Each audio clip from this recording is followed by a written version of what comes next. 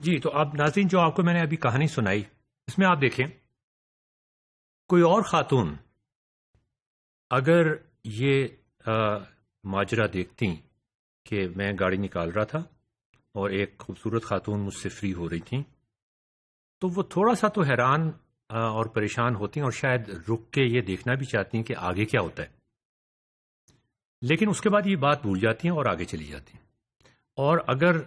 ان کی گاڑی کا یا ہماری گاڑی کا دروازہ مشکل سے بند ہو رہا ہوتا تو ان کے ذہن میں وہ ہلچل پیدا ہی نہیں ہونی تھی۔ جیلسی، خواتین کے اندر جیلسی، اس سے زیادہ پاورفل چیز کوئی نہیں ہے۔ جتنی ایکسٹرنسک موٹیویشن جیلسی سے آتی ہے وہ کہیں اور سے نہیں آتی۔ اچھا اب آپ یہ سوچئے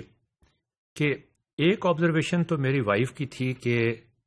وہ خاتون مجھ سے فری ہو رہی تھیں، اور دوسری آبزرویشن ان کی یہ تھی کہ دروازہ مشکل سے بند ہو رہا ہے۔ یہ دو بہت ساری آبزرویشن میں اس وقت بہت سارے لوگ آ جا رہے تھے،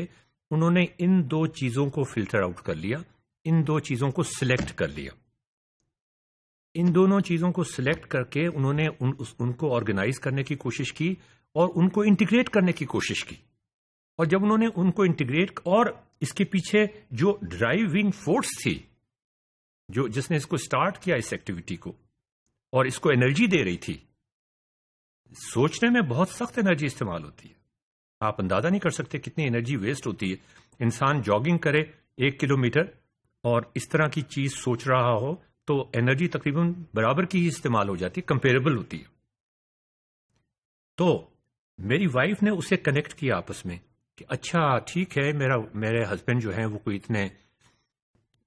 فرشتے آدمی بھی نہیں ہیں، لیکن اس دفعہ تو یہ ایکسیڈنٹ یہ ہوا ہے کہ اس نے اصل میں تھوڑی سی گاڑی مار دی تھی ہماری گاڑی کو، اور جب میں اس کے قریب گیا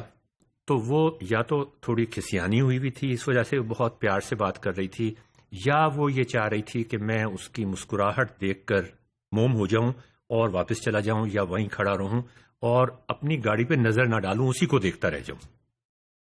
میری وائف کے لیے یہ جیلسی کی بات تھی، اور ان کے لیے ان دونوں کو کنیکٹ کرنا بہت اہم تھا۔ اگر کسی اور بندے کو یہ انفارمیشن دی جاتی، بندہ کو یہ دیکھتا کہ وہ گاڑی وہاں جا رہی تھی، اور اس کے بعد ہماری یونیورسٹی میں جب ہماری گاڑی پارک ہوتی اور وہاں ڈرائیور کو پتہ چلتا کہ یہ دروازہ مشکل سے پارک ہو رہا ہے، کوئی تھرڈ پرسن ان دونوں چیزوں کو کنیکٹ نہیں کر سکتا تھا۔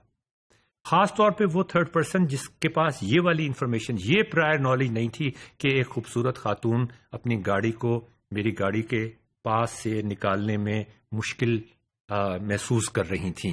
یہ جو پرائر نالج تھی اس نے سارا معمہ حل کر دیا۔ تو ناظرین اس سے آپ اندازہ لگائیے کہ پرائر نالج